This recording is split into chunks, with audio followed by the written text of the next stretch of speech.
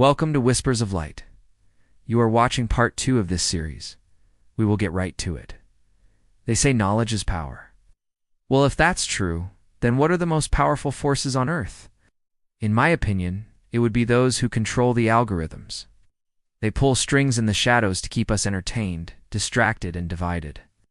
And they can do this because we have unknowingly given them the power to do so. This is a story about how these algorithm masters work. You don't scroll the feed scrolls you. We begin with a question. Can anyone answer it? How many of you want to pick up your phone? Let me rephrase the question. Who wants to put down your phone? Because I know what the answer is. Most of you don't want to put down your phone. Why? Because the phones have become an extension of our hands. We literally can't live without them. We use them to play games, watch videos, check weather updates, read news, communicate with friends, pass time. Basically, we use our phones for everything. And if you think you are an exception, think again. Even when we sleep, we keep our phones next to us, also plugged into power, of course. Now, some of you might be wondering, what exactly is wrong with our phones? Well, nothing really, till they turned into massive attention farms. Let me explain. For starters, there is no such thing as an innocent swipe anymore. Every time you swipe on a screen, whether it is your laptop, tablet, or smartphone, you are feeding information back to the algorithm masters. See, once upon a time, television used to dictate what we watch. Today, it's the other way round. It's our smartphones that dictate what we watch. And that too, not because we want to watch a particular show or movie or video, but simply because the algorithm masters want us to do so. They want to keep us hooked to our screens. So what do? Well, first things first. They make our phones addictive. How? By making every notification a little more urgent, every post a little more interesting. That's what infinite scroll is all about. We are so conditioned to this format today that we find it boring if videos or pictures do not just keep coming on our feed. And the sad part is, we don't even realize that we're being manipulated. We keep scrolling nonstop, sometimes for hours. But why? To escape from reality. But then we're sucked into another reality that is not real at all. This is what social media has become today, a place where we're not even aware of what's happening around us. Have you ever been so engrossed in your phone that you didn't realize that someone was trying to talk to you?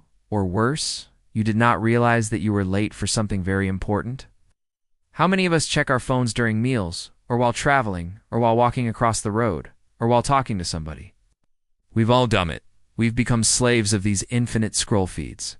And why do we do this? Because it gives us dopamine, a feel-good hormone.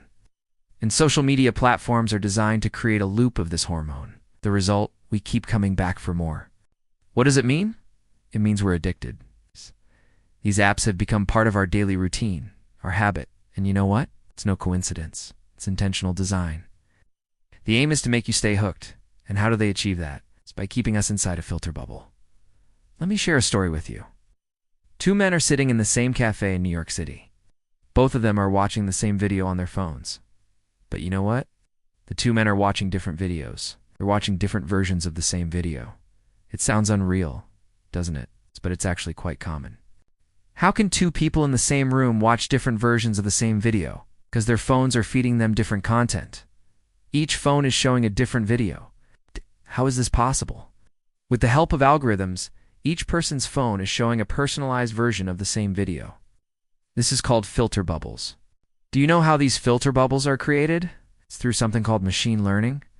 Simply put, it's like teaching a computer to think like a human being. How do you do that? By giving the computer access to human data. So whenever you log into your account, the algorithm masters start tracking you.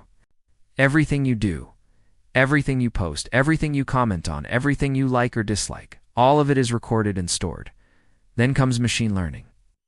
It analyzes all of this data and creates a profile of you. In fact, multiple profiles. One profile for your likes and dislikes, one for your interests, one for your demographics, location, profession, and one for the kind of content you engage with. This is called micro-targeting. Once your profile is ready, your phone starts suggesting content based on your preferences. At first, it might ask you to select topics or genres that you're interested in. Once you make those selections, your phone will show you only those topics or genres. If you're interested in politics, your phone will throw in only political news and views.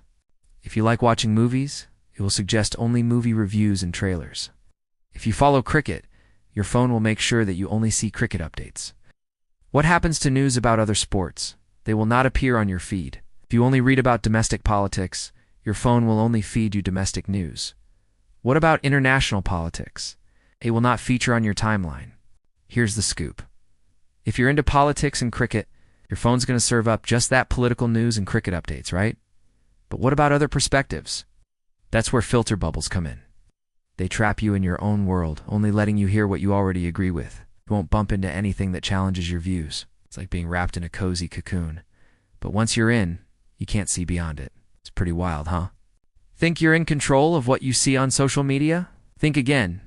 It's really the algorithms calling the shots. They decide which videos, pictures, and news stories pop up on your feed. Crazy, right?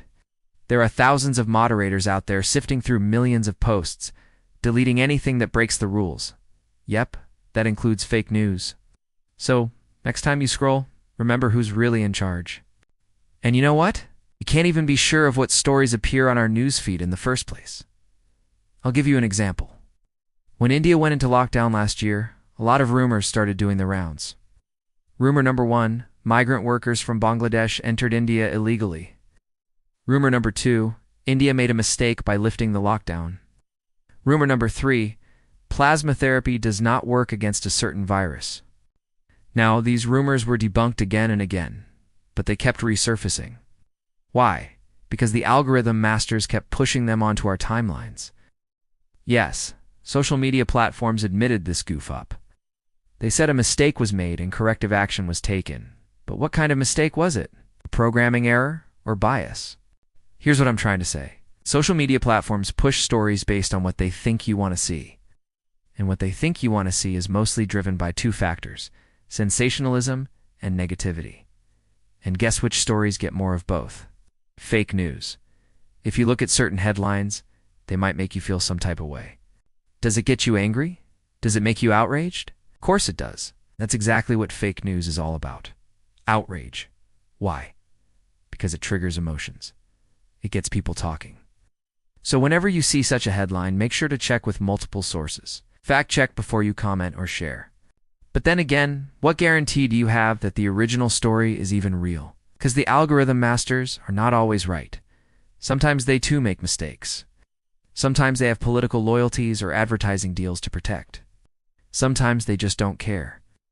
And that is a very scary thought. Let me give you another example of this. Last year, a certain app admitted that it had inadvertently blocked some news stories. What kind of stories were they? Those that were critical of Israel? Why did it happen? Because of an error in its newsfeed algorithm? What does this show? That these algorithm masters do make mistakes? They do have political loyalties and they do censor stories that do not suit them. Now, it's not that I hate technology or social media. I'm not an anti-technology rant. In fact, I love catching up on news on my apps or watching funny reels on social media. Who doesn't enjoy that? My problem with social media is that it's being misused to control our minds, to manipulate our brains. How?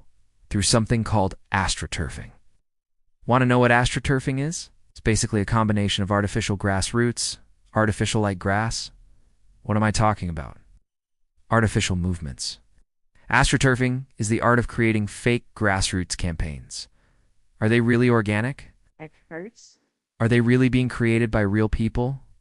Or are they the handiwork of marketing teams or PR agencies or government bots? For instance, last month, the world was mourning the death of an actor. Looking for his name became a top trend on social media apps. Many people were genuinely mourning, yes, but many others had a different agenda. They used certain things to promote their own work. Many of them were desperate, and some were plain shameless. Although I don't blame them. I blame the platform for letting this happen. Here's what makes astroturfing more dangerous than regular marketing. Regular marketing is transparent. You know what you're buying, you know who's selling it to you. AstroTurf is not. You don't know who's behind that trending hashtag, who's behind those viral messages. You don't know who's behind those fake reviews or testimonials. This lack of transparency is dangerous. I'll tell you why. Because we trust people more than brands. We trust people over official statements. And this is a classic case of misplaced trust. I'm not asking you to stop trusting people. What I am asking you to do is be careful of who you trust on social media. Don't trust random accounts. Don't trust messages in your inbox. Don't trust links sent to you by strangers. Remember, social media has become the new battleground. It's a space where the algorithm masters weaponize our emotions to keep us engaged, to keep us addicted. They divide us in the name of religion, caste, class, politics. They provoke us with fake news. They distract us with silly debates. And the sad part is, we fall for it every single time. You think you're in control?